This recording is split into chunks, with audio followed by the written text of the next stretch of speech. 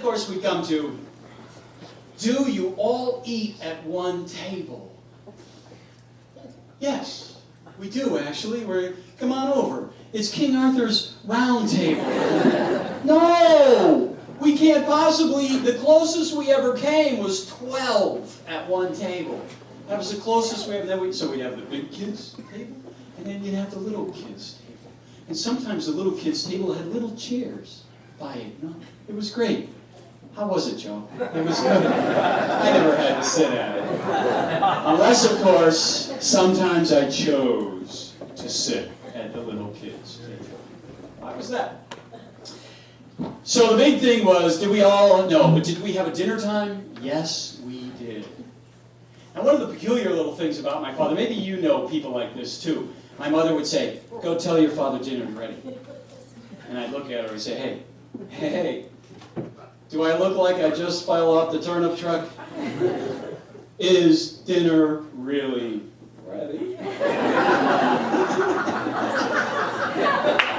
Because I had been quizzed so many times by my father. He would come home from work and he would retreat into his room. There were literally it was like a Get Smart routine. You remember the doors went...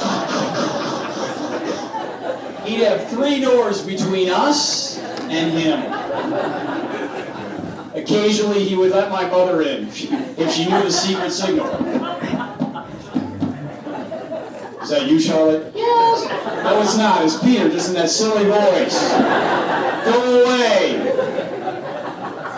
No, it's really me. Okay, but just you. So my mother would say, go tell your father dinner's ready. So we go, all right. So we go in. Dad, Mom says, you have to be clear how you word this. Mom says, dinner's ready. He'd be reading or something. And he'd say, is it really ready? Between you and me, no. Yeah. It's okay, Mom, I'm working on it. Every night.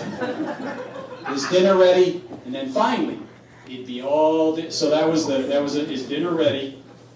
Is dinner dished out?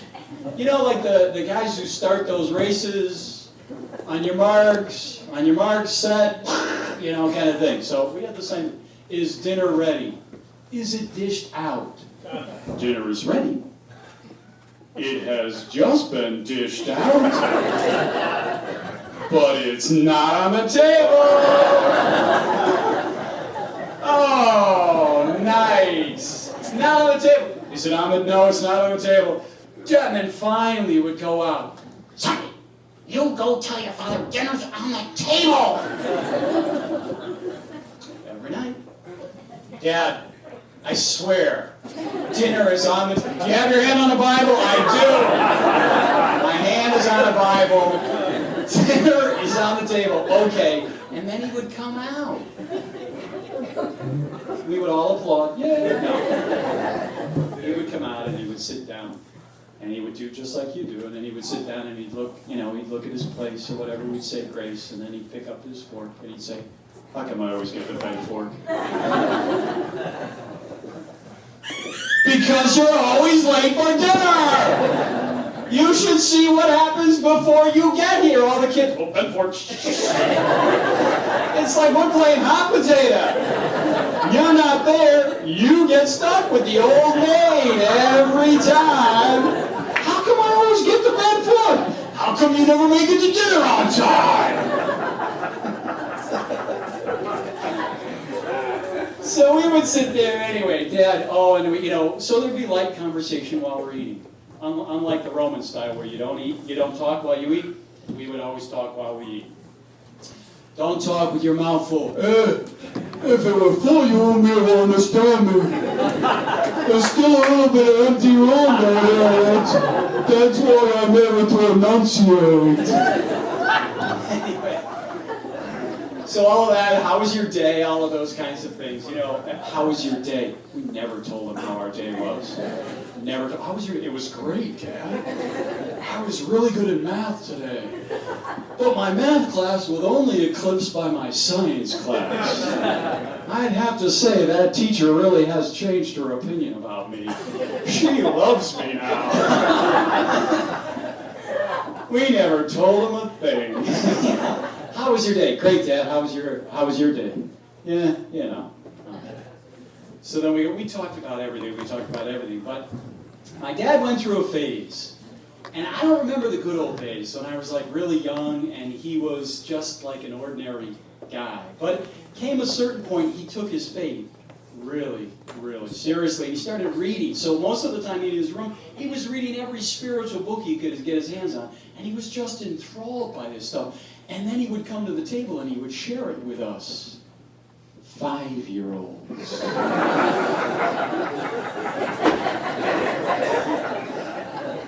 He read to us St. John of the Cross's Dark Night of the Soul. I'm not talking Dark Knight. That would be cool. Batman the Beginning. No. Dark Night of the Soul. So he'd start reading. And I'm sorry, but I've been conditioned over the years. I think since the time I was about 2, he'd start reading. And I'd start. They're like, okay, stay awake. Pinch yourself. Stab yourself with a fork. Stay awake. Eat something. There's no food. Drink something. Gotta go to the bathroom. Stay awake. It's getting darker. And there'd be a pleasant little voice on the other side. Peter, come to the dark side.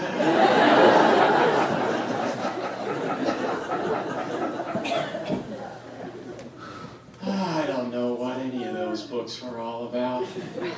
I would fall asleep. Lots of times he would wake me up with a jolt. Oh, it was so nice. And I'd be back listening to St. John suffering again. St. John, God bless him, would be saying, I deserve this. This is good for me. And I'd be sitting there saying, you idiot. Good for you, but why did you write that book? Why didn't you write a pamphlet? I get it already. And then he'd pour the milk over my head, water over my head. And the rest of my brothers and sisters would just laugh. Because when they laughed, they stayed awake. And I was always the first to go, like the canary down in the mines. God bless them. But anyway, little touch of reality. When Paul came along, Paul went to school from the age of 2, my brother Paul. He went to school from about the age of 2, and he was learning how to enunciate words, how to sing these songs where you'd have to enunciate and pronounce all of the. And he was learning a little sign language, and so then the family dinner table changed a little bit because Mom said, Paul needs to learn these songs.